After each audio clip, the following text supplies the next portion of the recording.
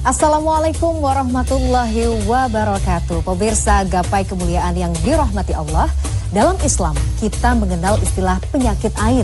Penyakit ain adalah penyakit baik pada badan maupun jiwa yang disebabkan oleh pandangan mata orang lain yang dengki maupun takjub, sehingga dimanfaatkan oleh setan dan bisa menimbulkan bahaya bagi orang yang terkena. Nah, untuk membahas tema yang sangat menarik ini terkait waspadai penyakit ain, sudah hadir bersama saya di studio seperti biasa Ustadz Hilman Fauzi. Assalamualaikum Ahilman. Waalaikumsalam warahmatullahi wabarakatuh. Sehat ya? Alhamdulillah sehat walafiat. Senang melihat Ahilman sehat dan senantiasa bisa berbagi ilmu bagi para pemirsa gapai kemuliaan. Amin. Saya juga mengingatkan bagi Anda pemirsa yang juga memiliki pertanyaan, Anda bisa menyampaikan pertanyaan Anda melalui email yang tertera di layar kaca. Langsung Ahilman. Ya. Ini pada saat dulu saya baru-baru belajar terkait penyakit ain tuh saya sempat mikir begini. Emang segitu berbahaya ya penyakit ain ini? Kok bisa ya dari hanya sekedar foto bisa menimbulkan sakit loh? Ini kan kita takjub ataupun misalnya mungkin kita nggak suka kan sesuatu hal yang sebenarnya wajar.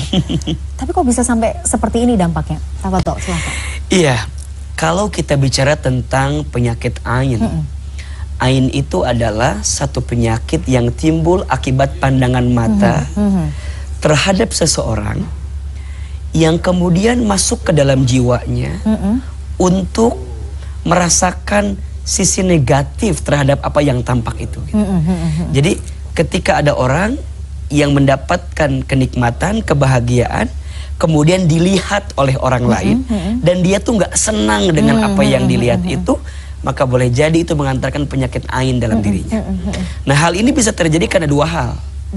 Yang pertama, yang menampakkan nikmat tadi tidak didasari dengan keyakinannya kepada Allah. Jadi ada kesombongan, kekaguman, ujub dalam dirinya, sehingga apa yang dia tampakkan itu seakan-akan milik dia, punya dia, karena dia, sehingga jadi lemah secara kekuatannya. Dan yang kedua faktornya adalah karena orang lain juga iri, dengki, hasad kepada apa yang dilihatnya. Jadi penyakit ain tidak akan mungkin timbul begitu saja kecuali dua hal yang tadi. Orang yang menampakkan nikmat tadi ada rasa yang tadi itu ujub, sombong, takabur, ria, ingin terlihat sehingga melemahkan dia koneksinya dengan Allah Subhanahu wa taala. Nah, orang yang melihat itu juga punya kebencian kepadanya. Masuklah itu penyakit. Dan penyakit ain itu benar adanya, hak. Bahkan disebutkan dalam keterangan itu, jika ada satu hal yang bisa melebihi takdir, salah satunya adalah penyakit ain terhadap seseorang. Rasul bilang begitu ya. Berarti memang penyakit ini, ain ini hak dan ada. Maka berhati-hatilah. Semoga Allah Subhanahu wa taala menjaga kita dari penyakit ain ini. Oke, Ahilman seperti biasa sudah ada pertanyaan juga dari netizen yang masuk ke gapai kemuliaan. Mari kita simak bersama ya. Nah, ini pertanyaannya melalui email ya Ahilman ya, dari Mbak Rizka Putri. Assalamualaikum warahmatullahi wabarakatuh. Waalaikumsalam warahmatullahi wabarakatuh. Pak Ustadz ingin bertanya, di zaman sekarang di mana hidup kita dikelilingi oleh media sosial dengan berbagai macam karakter orang, bagaimana tipsnya agar kita terhindar dari penyakit ain? Silakan. Oke. Berarti kalau kita membaca pertanyaan ini, sudut pandangnya lebih kepada kita ya. Ketika ingin menampakkan sesuatu atau memperlihatkan sesuatu. Yang pertama tentu jawabannya adalah bentengnya hati kita dengan zikrullah. Ya, berzikir kepada Allah, ingat kepada Allah. Ketika kita diberi nikmat, katakan kalimat alhamdulillah. Dan ketika kita ingin menampakkannya, katakan kalimat masya Allah la haula wala quwata illa billah. Kenapa ini yang harus keluar? Karena kita ingin menunjukkan misalnya kita mendapatkan ini bukan karena kekuatan kita, bukan karena hebatnya kita, tapi karena Allah yang berkehendak kepada kita untuk mendapatkan hal itu. Jadi kan sebenarnya tidak sedikit orang ya yang kemudian ketika dia dapat nikmat, dapat kebahagiaan, dia merasa ini hasil usaha dia gitu. Sehingga bukan menjadikan orang yang melihat dekat ke Allah, makin ingat ke Allah, tapi malah memuji dia. Makanya kadang hati-hati dengan pujian. Betul. Karena nyamuk mati akibat tepuk tangan biasanya. Iya, betul. Kebanyakan ditepok, nyari sambil nyari ya. Akhirnya Jadi mati. yang namanya pujian, kalau pujian itu tidak mengantarkan orang yang muji makin ingat ke Allah, Nah, itu, hati-hati. Hati-hati. Oke. Maka bentengi kita dengan zikrullah tadi. Lah Hilman, kalau misalnya kita dipuji nih, terus gimana ya caranya ya langsung supaya paling tidak kita jadinya nggak ria, nggak Ya, sombong gitu. Makanya tadi kekuatan kalimat Masya Allah la haula wa la quwata illa billah, Nah. semoga jadi benteng itu. Nah nextnya, ini pelajarannya. Kadang tidak semua harus kita tampakkan di media sosial. Nah, betul. Belajar lebih rendah hati, belajar untuk kemudian kira-kira kalau saya share ini Nah, oke. Saya bermanfaat setuju. nggak ya? Terus mengantarkan madorot nggak ya? Jadi menimbang-nimbang itu perlu ya. Perlu berhati-hati. Makanya ada bahasa begini kata guru saya. Kalau kamu ingin ceritakan tentang romantisnya keluargamu, jangan depan orang yang belum punya keluarga. Nah, itu betul. Iya, ayo. Kalau kamu sedang menceritakan kekayaanmu, jangan ceritakan kepada orang yang diuji dengan kemiskinannya. Iya kan? Ini mohon maaf, kadang tidak sedikit ya. Kalau sedang reuni, kadang suka dijadikan ajang pamer, ajang pamor. Betul. Ada sekelompok teman-teman yang kemudian bestinya tuh circle-nya di situ. Dia ngomonginnya tentang kesuksesan.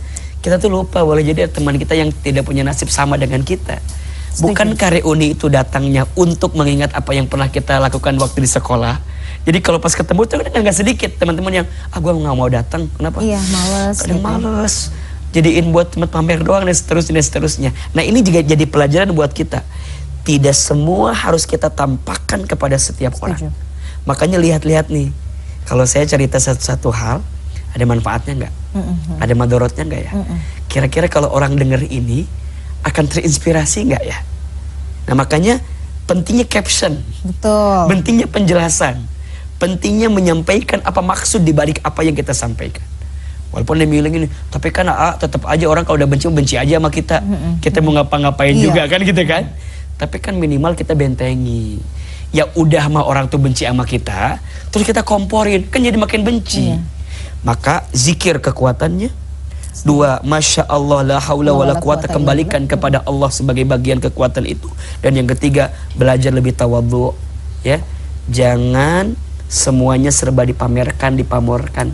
Kadang perlu ada waktu untuk menyembunyikan setiap kenikmatan yang Allah berikan untuk kita. Setuju. Posisikan juga misalnya kita sebagai nanti yang melihat seperti apa ya Hilman ya. Kira-kira kalau saya posting ini, ya benar tadi, seperti tadi Hilman bilang, menyinggung nggak sama teman saya yang misalnya belum. Makanya ada satu akhlak yang baik ini. Berkatalah sesuatu yang kamu, jika orang lain berkata itu kepadamu, kamu akan bahagia mendengarnya. Berbuatlah sesuatu yang jika orang lain berbuat itu kepadamu, kamu juga akan bahagia dengannya. Sama, postinglah sesuatu di sosial media yang jika kamu melihat postingan itu di orang lain juga akan mengantarkan kebahagiaan untuk dirimu. Jadi itu akan jadi lebih berhati-hati dengan apa yang kita tampilkan tadi. Betul. Hilman, tapi begini, yang juga jadi menarik bagaimana kita mengindikasi misalnya, kayaknya mungkin kita kena ain. Karena kan sebenarnya tidak ada juga yang bisa memastikan 100%, mungkin kita ini juga kena ain gitu. Tapi mungkin ada tanda-tanda yang mungkin kita bisa pahami. Iya. Yang pertama memang yang paling kelihatan adalah ada penyakit yang kemudian nempel ya dalam diri kita. Makanya kadang penyakit ain itu kan timbul dari fisik kita gitu. Benar-benar dirasakan oleh badan kita ya. Ada sesuatu yang misalnya kurang nyaman lah gitu, kurang enak. Atau boleh jadi ketika kita tidak bisa menikmati kenikmatan itu. Iya. Misalnya ya ada orang yang diberikan harta misalnya. Hartanya dia tampakkan kepada orang lain. Tapi dia tidak merasakan kebahagiaan di balik harta itu. Betul, tidak merasakan kebahagiaan, kok nggak tenang ya. Kok nggak tenang gitu ya, kok kayaknya kan harusnya ini tuh bikin kita nikmat, tapi kok jadi bikin apa gitu. Nah, setuju. boleh jadi itu ada indikasi sedikit gitu ya dari apa yang tadi dimaksudkan tentang ain tadi. Jadi bisa tumbuhnya ke fisik, jika itu bicara tentang nikmat fisik, atau bisa ke harta. Makanya coba istighfar. Kalau dari bagian harta mana nih yang kemudian mohon maaf tanpa sadar kita tampakkan ke orang, merasa kita jadi lebih baik dari orang dengan harta itu. dan kita mendapatkan kegelisahan di balik apa yang kita dapatkan, boleh jadi ada penyakit ain yang tumbuh dalam diri kita. Maka bagaimana cara mengobatinya? Segera ingat kepada Allah. Jadikan nikmat ini untuk jalan dekat ke Allah. Itu poinnya. Jadi kita itu ketika dikasih nikmat harus jadi jalan dekat ke Allah. Punya harta, punya pangkat, punya jabatan, dikasih keluarga, ya, dikasih pasangan, itu semuanya kudu jadi jalan dekat ke Allah, bukan jadi jalan membanggakan diri kita. Karena bukan itu yang jadi patokannya. Ujungnya kalau semua perangkat nikmat ini jalan untuk kita ngebanggain diri, ketika ada orang yang gak suka, maka ain itu masuk ke dalam apa yang dititipkan itu. Jadi kalau kita merasakan tubuh mulai gak enak, ya, kadang kan juga di wajah kadang-kadang ngaruh gitu ya, di harta kadang-kadang gak bawa kebahagiaan, segera istighfar. Mungkin ada sesuatu yang kita lupa dari nikmat yang Allah berikan kepada kita. Hati-hati betul ya, makanya menjaga betul gitu. Nah Hilman, tadi kan pertanyaan netizen itu berkaitan dengan bagaimana kita kemudian ya harus bersikap gitu. Nah sekarang misalnya orang lain, jadi kita meresponnya seperti betul. apa? Karena penyakit ain itu datangnya bukan karena satu subjek saja, tapi dari dua kan. Maka nanti ketika kita melihat ada kenikmatan dari orang lain yang ditampakkan, hendaklah kita juga ingat ke Allah. Makanya kalau kalimat kitanya adalah Masya Allah tabarakallah, atau Masya Allah barakallahu fiq. Jadi ada doa yang kita sematkan kepada orang yang mendapatkan nikmat itu. Dan kita tuh harus percaya ya, setiap doa yang kita lantunkan untuk orang lain, hakikatnya kembali kepada kita. Makanya kalau ada seseorang yang diizinkan oleh Allah mendapatkan kebaikan, doain. Satu, semoga orang itu dapat keberkahan dari apa yang dia dapatkan. Dan yang kedua, mudah-mudahan kebaikannya nular sama kita. Ini perkara yang kecil, tapi dalam. Bukankah di antara amalan yang dicintai oleh Allah, salah satunya adalah tudahiluhu sururun ala kulli muslimin, menempatkan kebahagiaan di hati saudaramu. Jadi itu ada dua makna tuh. Yang pertama, kalau kita jadi orang, kudu jadi orang yang membahagiakan orang gitu. Atau yang kedua, kalau orang lain punya kebahagiaan, kita tuh harus ngerasain bahagia sama orang yang mendapatkan kebahagiaan itu. Dah boleh jadi nikmat yang Allah berikan kepada kita diberikan karena kita bahagia dengan kebahagiaan orang. Jadi nggak ada istilah SMS itu tuh. Susah melihat orang senang, senang melihat orang susah. Orang yang begitu dua ruginya. Rugi yang pertama, dia tidak mendapatkan kebaikan dari apa yang orang lain dapatkan. Dan yang kedua, dia juga rugi menghambat datangnya kebaikan dari Allah Subhanahu wa Ta'ala. Jadi boleh jadi Mbak Mila, kita tuh nggak dapat kebaikan, bukan karena kita nggak baik, tapi karena kita iri sama kebaikan orang lain. Gitu. Oke, menarik ya. Menarik. Nanti kita lanjut lagi. Baik. Pemirsa jangan kemana-mana, Gapai Kemuliaan akan kembali setelah yang satu ini.